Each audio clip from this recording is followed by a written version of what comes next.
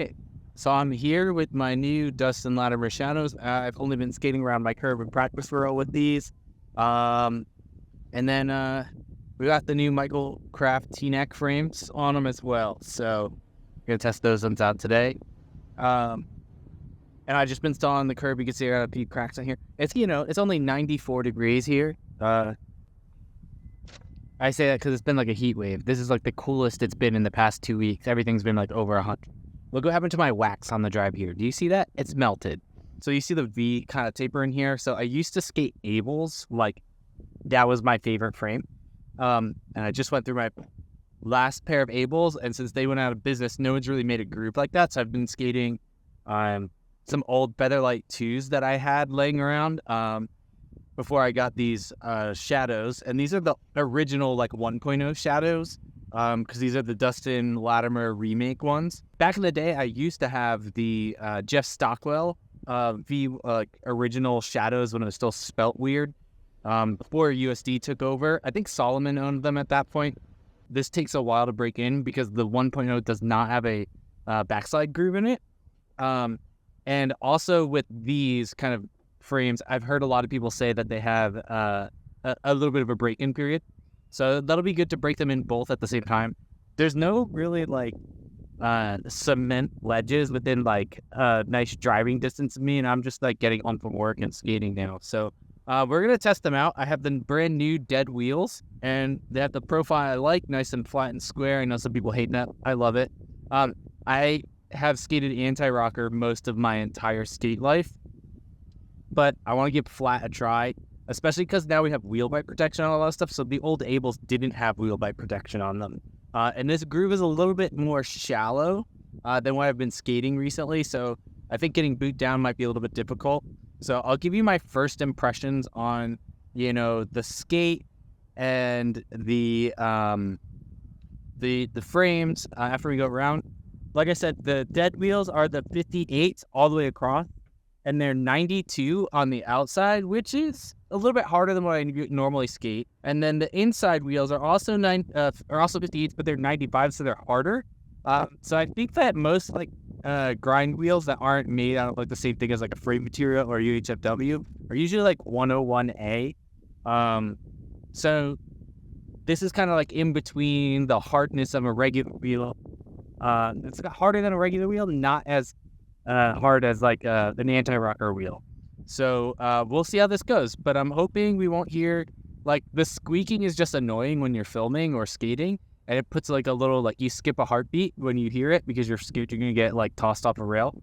But let's see, break-in period. We'll try a few different things and see how it goes. Also, these are the size large frames, so they have a little bit wider wheelbase. I think the wheelbase on them is like 170 on these, and this is the size small shell for the Dustin Latimer Shadow 1.0 because I think the Shadow 2.0 has two different cuff sizes and has 4 different sole plate sizes, and I think this one just has the 2 different cuff sizes and the 2 different sole plate sizes. So I have the small size, but I usually wear in a pair of Vans. It's usually like a 9.5, or a pair of Dumps.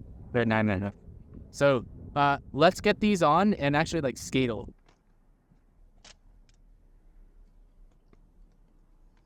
All right, let's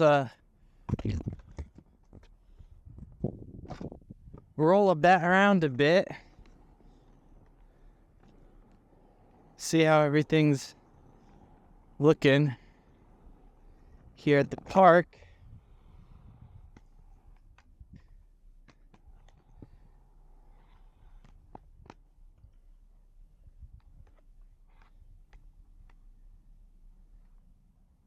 All right, so I can already tell one of my wheels is a little clicky, which means the bearing is not spaced properly. I will say during some of the transitions, just rolling around here because it's not completely smooth. Like it's a little bit like wavy and loosey-goosey here. Those middle wheels are so slick feeling already. So slick feeling already. Let's see. Although it is nice being able to like, okay, everything feels smooth.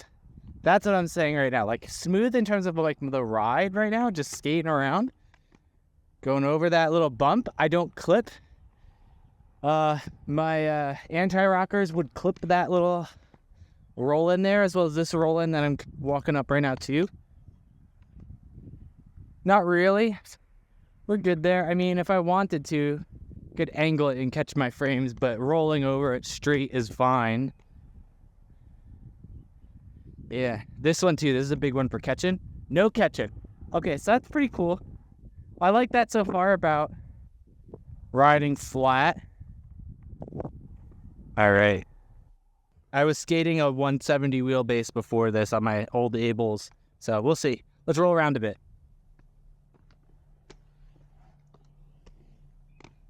Bing.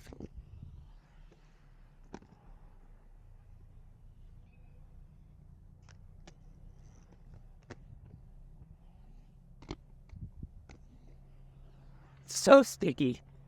Probably because it's 1,000,000 degrees and all the wax is melted on everything. All right, we're gonna have to wax some stuff up, baby.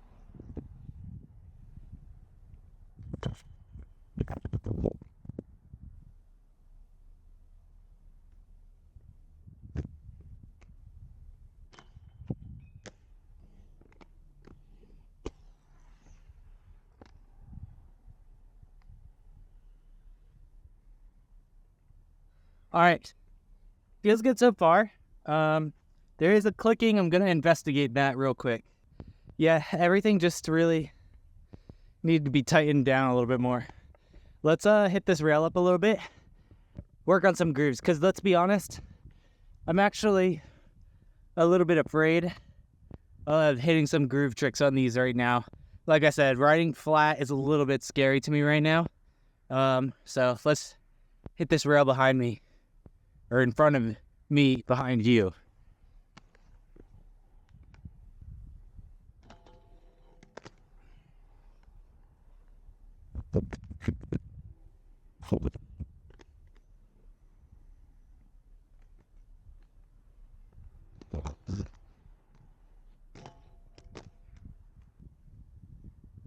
I'm actually a bit nervous. I'm a little bit afraid. Even as a tiny boy, I'm a little bit afraid to actually commit and get my groove on there because I'm scared I'm gonna catch. Like, I'm very hesitant. I think I need to just hit it a bunch more times.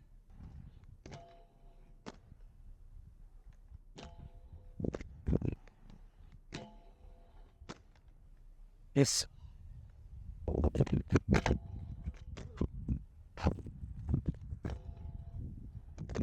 So, because like I was telling you about in the intro, that there's no groove really off the bat with these, it's just like this wide nebulous thing. It is really difficult to lock in on that backslide plate. I feel like it's just kind of like on the rail, just kind of searching. Kind of like if you ever skated freestyle frames before they're broken in. They just, that big block gets on there. The rail is so small and it's just kind of like wobbling back and forth. And that's what it feels like in the groove on these. And I was feeling that a little bit on my P rail. I thought, oh, I don't know, it's just maybe because it's plastic and usually super slick. But that rail's not slick today. I really think I just need to find a curb and really get to work on these. Also, the boot down angle for that back royale with these, because these are a taller frame. Man, it's steep. Good thing shadows are really flexy though. Like, they feel like they're a supportive flexy though. I must just eat it because I was looking at the camera. Yeah, really need to get to work breaking in that backslide plate groove. Let me move over to the ledge, and we'll see what we could do on there. Woo!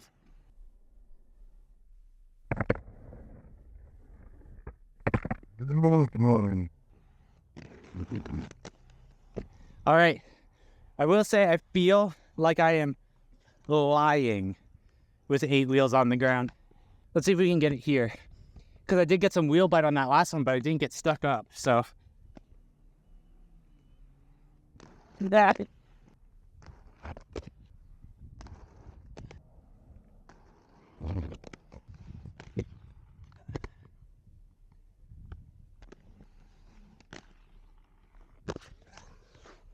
Not enough speed at the end there.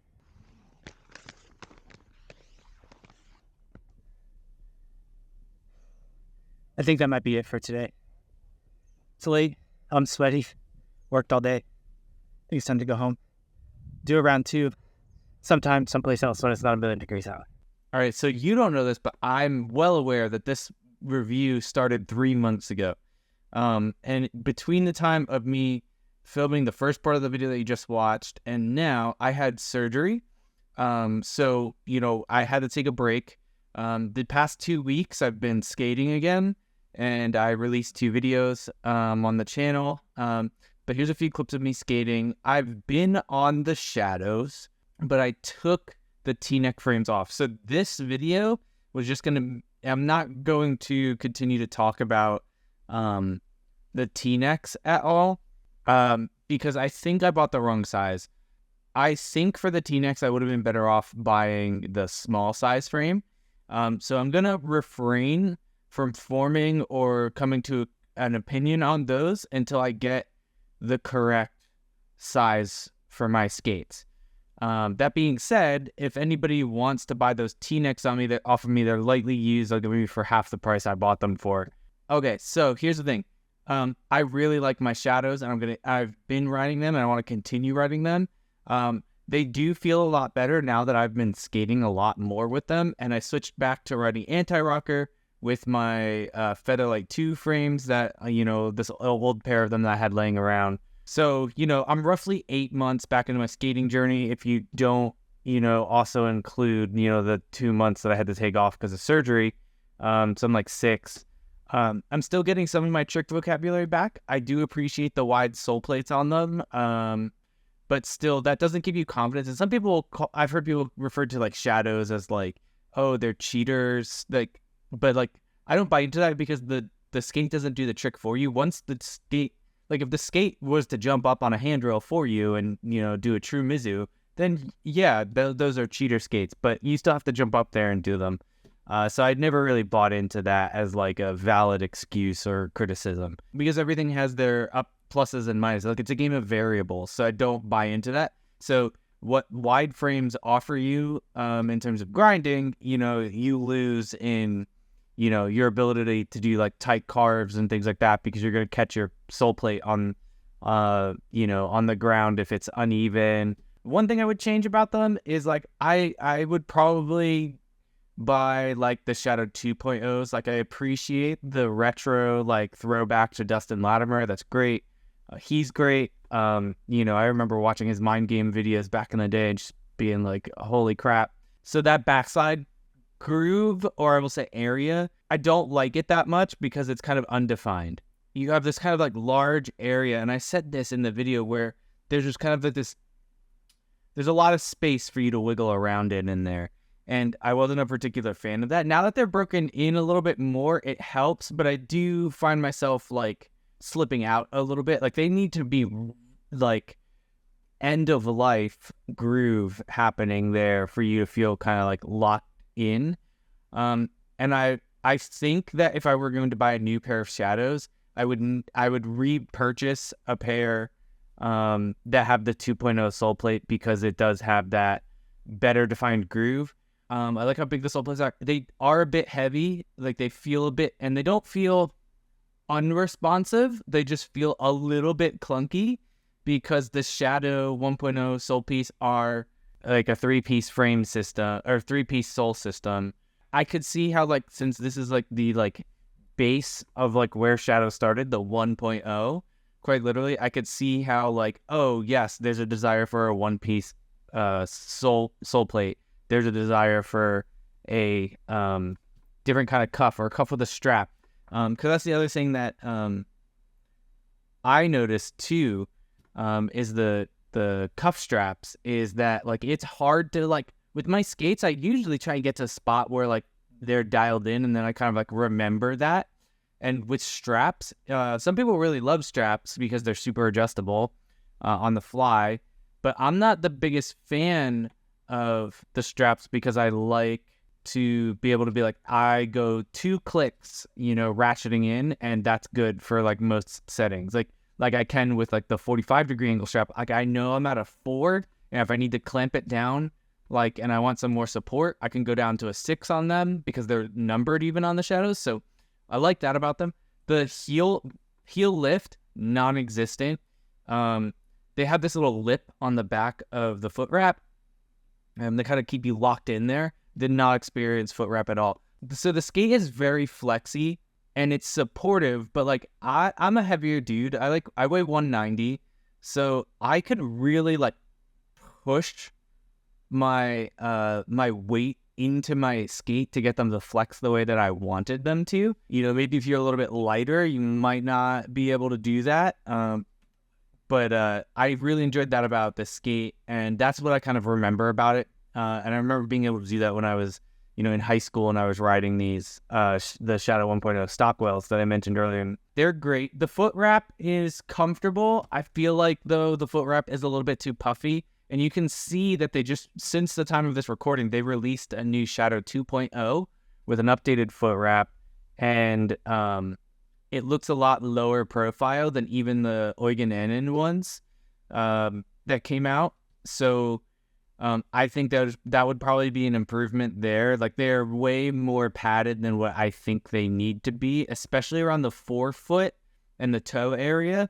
And like I said, I wear a 9.5 in almost every single shoe, and I bought these in a 9 because if you go up to 9.5, I believe that you get into the size large. There are 4 breaks in the 2.0 sole. There's only two size breaks in here, so that 9 is right at the top there. Anyway, so I was a 9.5, and I fit perfectly in these. I actually have a little bit of room. Like, I feel like I might be on like the shorter end of the 9.5 because I think that if I was a half size bigger, I would probably be able to still fit my foot in here in the 9s. That being said, to get them on is a little bit of a chore, they are a customizable skate. So I remember watching Brennan Drummond's. If you don't follow him, go follow his channel. He reviewed the Shadows, and he was hating them up until his friend who used to skate Shadows was like, hey, the whole point of these things is that they're insanely customizable. And he had a much better time once he was able to actually customize them a bit. And so, definitely do that. This is going to be a skate that takes a while to dial it in. Where you like your straps, there's 2 straps, there's a buckle, there's a position front to back in terms of how you want your foot position, and it kind of adjusts to your foot. And they're just, there's 4 different intervals where you can kind of secure them down at. I would say if you've never skated Shadows before, and you're on the fence about them, grab a pair, especially if you can grab a pair used if you're on the fence about them to try them out, or if you know somebody. I know that's kind of hard to do, but if you can try them on, that's great. I know they're a little bit daunting, and like I said, they're not the most aesthetic, trendy skate, but they're more of a technical skate. And so if you think about it that way, you're getting full customizability. In terms of forward flex, not something I ever even thought about. So for me, I guess it's perfect. It's not like you fall forward out of this boot, but it does have enough flex. The only thing I would say is hey, that would make this better is a tiny little V in the back, because I do have a soft spot for just a V cut in my skates. We're going to be honest, the foot wraps, you're not wearing them for fashion, but they're comfortable. I wouldn't walk around in them all day. But they are fine. 2 weeks ago, I had Friday off, so I went and took the whole half of the day to go skating, and I put them on in the morning, and I didn't take them off until I got home around 2 in the afternoon, 3 in the afternoon, something like that. So they are comfortable to wear outside of your skates. I did walk into Chick-fil-A and get lunch with them on. But yeah, so they're comfortable to wear all day. I started getting a little bit of tightness after skating for an hour and a half on them. I took them off, but I didn't take the foot wraps off. And that seemed to be fine. I think it was just a lot of the pressure from being kind of clamped in there.